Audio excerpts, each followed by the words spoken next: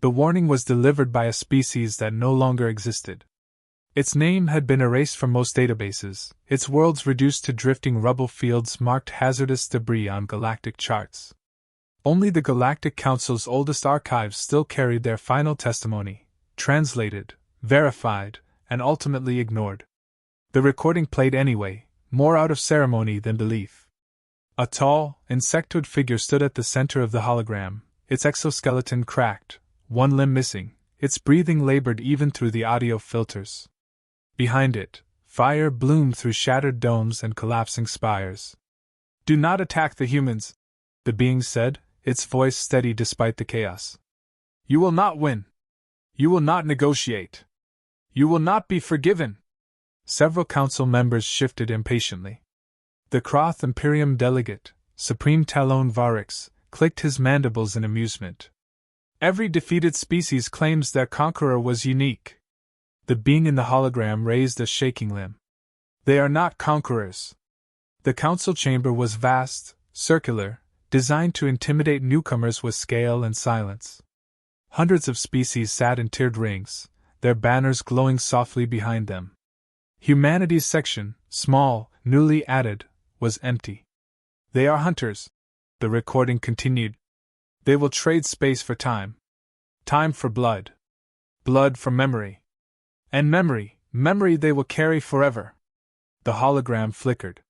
"When the war is over, they will still be at war with you." The feed ended. Polite applause rippled through the chamber, the kind reserved for historical artifacts and ceremonial nonsense. The council moved on to the real business. Humanity. A minor stellar power, recently unified after 3 internal wars and 1 ugly planetary near collapse. Their technology was inconsistent, brilliant in some areas, laughably inefficient in others. Their fleets lacked elegance. Their politics were noisy, unstable, and exhausting to observe. Most importantly, they occupied valuable corridor space along a developing hyperspace lattice. The Croth Imperium wanted that space. "Motion to authorize a corrective campaign," Varix announced. "Limited engagement. Strategic compliance. Minimal collateral." Minimal, by Cross standards, still meant cities burned from orbit. The vote passed with overwhelming approval. The human delegates were not present to object. Their last ambassador had resigned 3 cycles earlier after calling the council. A room full of predators pretending to be shepherds. No one missed him. The first cross-strike group entered human space at dawn cycle, local time.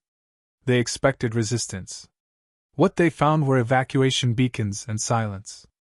The colony of Havafall was erased in 17 minutes. No planetary shields. No orbital defense grid.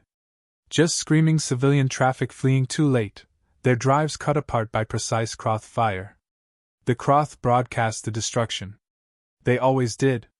The galaxy watched human cities burn, watched oceans boil under kinetic strikes, watched millions die without so much as a reply. Supreme Talon Varix addressed the council afterward, his tone bored. "Human military assets neutralized. Command infrastructure decapitated. Remaining resistance estimated to be negligible." The council praised efficiency. 3 more colonies fell. Then 5. Then 12. Human space collapsed inward, trade routes severed, communications going dark system by system. Analysts predicted total capitulation within 2 cycles. And then, nothing. No surrender. No counterattack. No desperate last stand to satisfy the drama-hungry media feeds. Humanity simply vanished. Croth intelligence teams found abandoned shipyards, stripped factories, empty barracks. Even graves had been exhumed, bodies taken, identities preserved.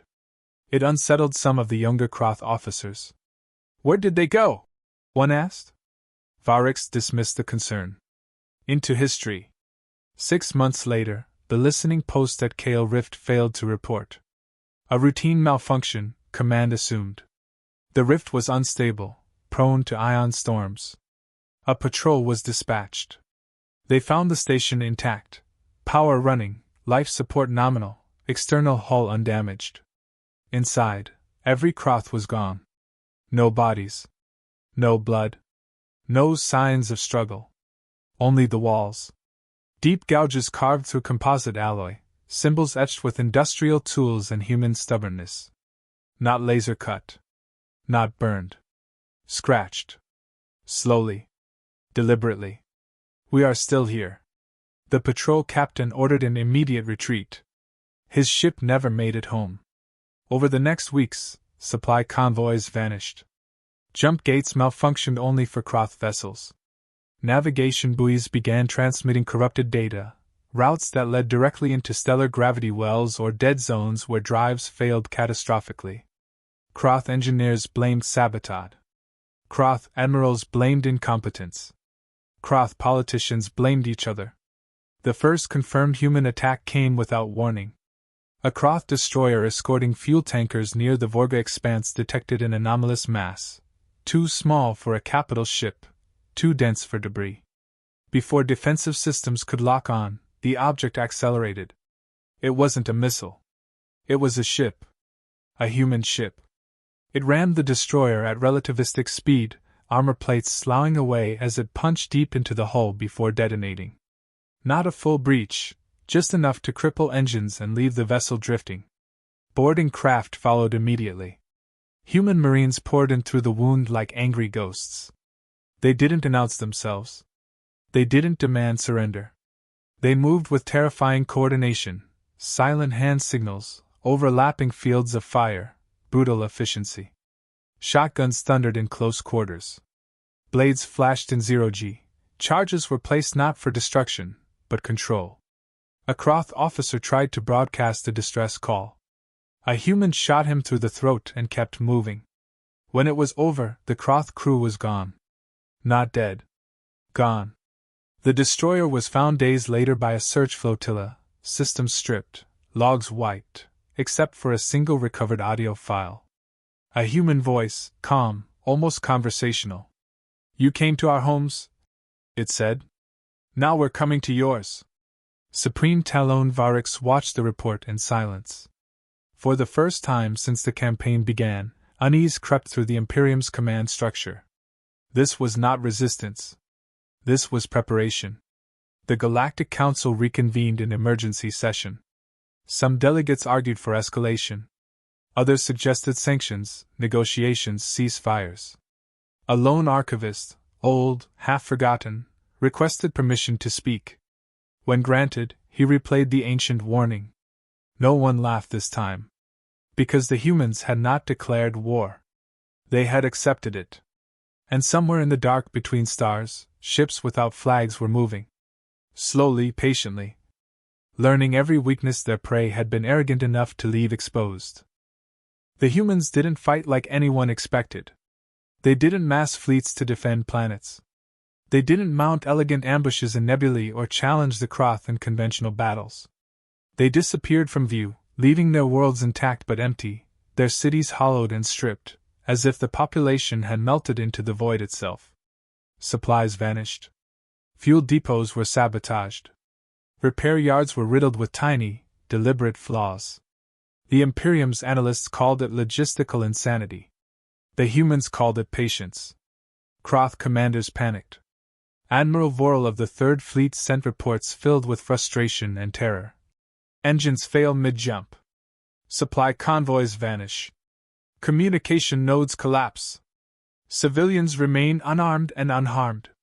Enemy untraceable. His superior dismissed him. "Cowards," she wrote. "They hide while our fleets dominate space. Focus on your duty." It was the first mistake. The humans were never hiding. They were watching. Waiting. Learning. And then they struck. Small attacks, surgical in nature. 1 week, the entire fuel supply of a sector vanished. No ships destroyed, no casualties reported. Just gone.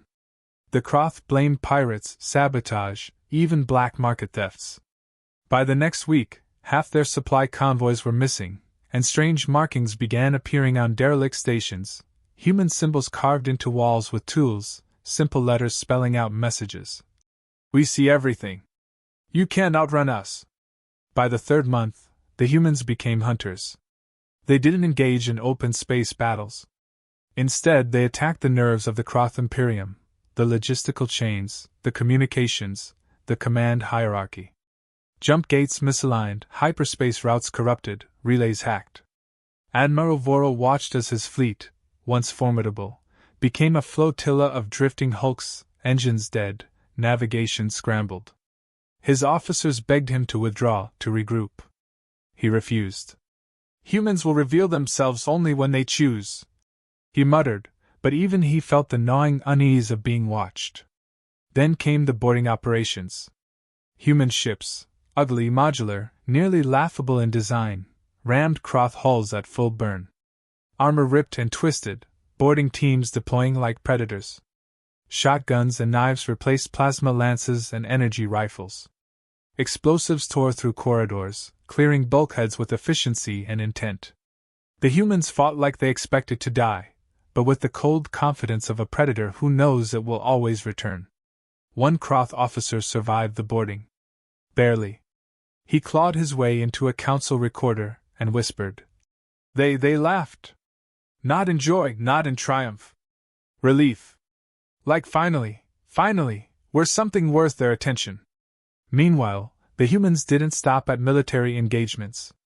They exploited politics, love, and human stubbornness as weapons. A former diplomat, married to a Kultari trader, converted her shipping empire into covert supply chains for human forces. A mercenary fleet, the Graveyard Shift, took contracts only against Crothaline targets, systematically dismantling alliances with surgical precision. Family ties, personal grudges, whispered secrets. These became tools of war as deadly as plasma cannons. The Croth were unprepared. They had expected armies, not vendettas. Battles, not strategies built over decades of memory and anger. And human memory was long, patient, and unforgiving. When the first public warning arrived, it was almost casual. A human privateer fleet, no flags flown, appeared on the far edge of council space. Its leader broadcast a single, calm message. You burned our children. Now we burn your future. No one knew how many ships followed them, how many hands held rifles or plasma cutters, or which planets had been surveyed, mapped, and silently claimed. What everyone did know, the humans had chosen their moment. And it would not be the last. The council convened emergency sessions. Analysts struggled to understand the human strategy, but there was no pattern in conventional terms. Humans didn't occupy worlds, they poisoned supply chains. They didn't destroy fleets, they immobilized them. Every attack, every strike, every subtle sabotage carried the signature of meticulous intelligence, patient vengeance, and brutal pragmatism. Croth ambassadors pleaded. This isn't war. This is chaos. Humanity didn't respond. Because it wasn't chaos. It was inevitability. The galaxy would come to learn that the humans had been underestimated not once, not twice, but for decades. And underestimating a species that remembers every injury, every insult, every death, was a mistake you paid for in full, and slowly. By the end of the second cycle, the Imperium's own officers began questioning everything. Admiral Vorg, the same man who once believed in protocol, watched as a small human craft disabled an entire destroyer flotilla without firing a single shot, slipping into hyperspace before pursuit could be arranged. He finally understood the truth the old Varelian had tried to warn the Council. Humans do not forgive. Humans do not forget. And humans always hunt. From somewhere deep in the dark corridors of space, the quiet message reached every corner of the Croth Imperium. We are still here. And this time, the Imperium was afraid. The humans struck at Vanthal Station, a neutral hub under Council protection. A bustling center of trade, diplomacy, and bureaucratic lethargy. The Croth had assumed no sane species would dare attack here. Neutral zones were sacred. Rules existed. Protocols existed. Apparently, humans did not. It began like any other distress call. A human ship broadcasting a reactor breach, civilian crew aboard, requesting immediate assistance. Council defenses responded, automatically lowering shields to allow docking, scrambling engineers to the scene. And then it happened. The ship detonated. Not a nuclear or antimatter blast, the Council's sensors registered neither, but a pulse so precise, so perfectly calibrated, it disabled every grid, every docking clamp, every defensive system within a 5-kilometer radius. Ships collided in chaos, venting atmosphere and screaming crews into the void. Panic spread faster than any virus. Then the humans arrived. Not en masse. Not like a fleet.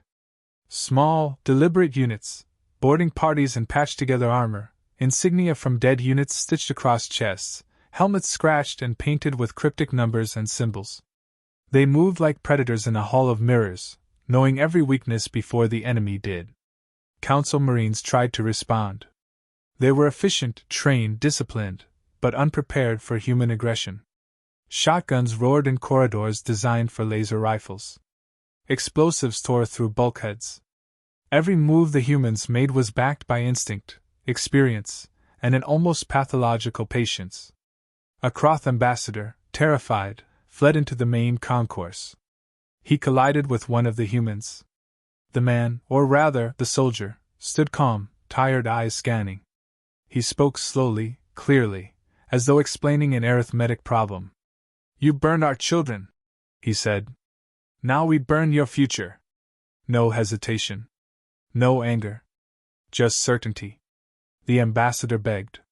Promised reparations. Swore loyalty. Offered surrender. The soldier shook his head. "You misunderstand. This isn't war. War ends." He raised his rifle. The shot echoed down the hollowed concourse. Somewhere on the other side of the station, a council aide captured the moment. The footage leaked within hours. Across the galaxy, Croth worlds began evacuating, not for a fight, but for survival. Small groups of humans struck next, independently. Hunter-killer cells operated across multiple sectors. Some tracked commanders by naval habits, daily routines, and old allies. Some used economic manipulation, cutting off resources or orchestrating market collapses that undermined entire supply chains. Humans didn't just attack the Imperium, they dismantled it. Piece by piece. Methodically. Relentlessly. By the end of the operation, the Croth Imperium's internal communications were in chaos. Fleets drifted leaderless. Worlds prepared for invasions that never came, only to have supply lines vanish mysteriously. Every attempt to retaliate was anticipated and neutralized. Every counterattack failed. The Council finally demanded an explanation from Earth. The humans responded, not with diplomats, not with fleets, but with a single emissary. A human-born, Council-raised strategist, calm and composed, standing before the chamber with a single declaration. No occupation. No tribute. No surrender. Only one condition. She paused. Silence fell over the chamber. Every species waited for the bombast of human negotiation, the rhetoric of empire. "The Croth Imperium will cease to exist," she said. "As a political entity. As a military power. As a warning to others." The Council protested. The delegates shouted, argued, threatened. She listened patiently. Then she smiled, not cruelly, not maliciously, but with the faint, unshakable certainty of someone who had already calculated the outcome. "You already voted," she said. And she was right. By the time the Croth realized the humans had no intention of stopping, the Imperium was already unraveling. Leadership was gone, fleets were in disarray, vassal states were defecting. Humans didn't need to occupy planets. They occupied the minds of the galaxy's predators. Fear spread faster than fleets ever could. Everywhere, the message was clear. Do not attack the humans. They will hunt you forever. And in the empty corridors of space, where the Croth had once prowled with arrogance, the quiet hum of human engines began again. Watching. Waiting. Learning. The galaxy had never faced a predator like this before. And it had no idea what was coming next. The Croth Imperium fell without a single public declaration of surrender. Its worlds remained, but its fleets rusted in orbit, their hulls scarred, their captains dead or vanished. Command structures collapsed under relentless precision strikes, assassinations, and sabotage. Former allies turned on each other overnight, whispering of humans in the dark, trading secrets for survival. Humanity didn't invade. They didn't conquer. They simply ensured that no Croth soldier, no politician, no bureaucrat could ever again claim dominance in the stars. The galaxy called it chaos. The humans called it justice. Yet humanity never celebrated. There were no parades, no victory broadcasts, no monuments erected in space. Their fleets returned to patrol outer sectors, their soldiers returned to home stations, their leaders returned to council chambers, but with a marked difference. Eyes were sharper, hands steadier, voices quieter, carrying the weight of what had been done. Years later, a Galactic Council historian studied the conflict, searching for the precise moment humans could have been stopped. She found none. The humans had never overextended. They had never been predictable. They did not play the game of empires. They played the game of survival, revenge, and memory, and in the end, that game always won. One council delegate asked the historian what humanity wanted now. To be left alone, she said, and to be remembered. And so the galaxy remembered. On the edge of settled space, on a quiet, windswept world, an old human soldier ran a small tavern overlooking a jump lane. His partner, a former alien smuggler turned spouse, teased him about retirement. "You still watching for ghosts?" she asked, her eyes glinting in the dim light. He smiled faintly, the lines on his face deep from years of conflict. "No," he said. "Just making sure no one forgets the rules." Above the bar, hanging on the wall from salvaged metal taken from a Croth battleship, was a sign etched in half a dozen languages. Its message was simple. Its meaning, deadly clear. Do not attack the humans. They will hunt you forever. Every species in the galaxy, every empire that had ever dismissed humanity as backward, primitive, or inconsequential, knew now the cost of underestimation. And humanity, finally satisfied that the lesson had been learned, returned to what it did best: living, building, loving, surviving. But the warning remained, a quiet pulse in the void, a shadow in the corridors of power, a memory in the minds of every would-be aggressor. The humans had not conquered the galaxy. They had done something far more terrifying. They had ensured that the galaxy would never forget them. And sometimes, when jump lanes glimmered under distant stars and the void whispered like a hunted thing, a lone officer on a distant bridge would hear a faint transmission, barely more than static, carrying one chilling phrase repeated endlessly. "We are still here." And in that moment, every empire remembered: humans do not forgive. Humans do not forget. Humans hunt forever.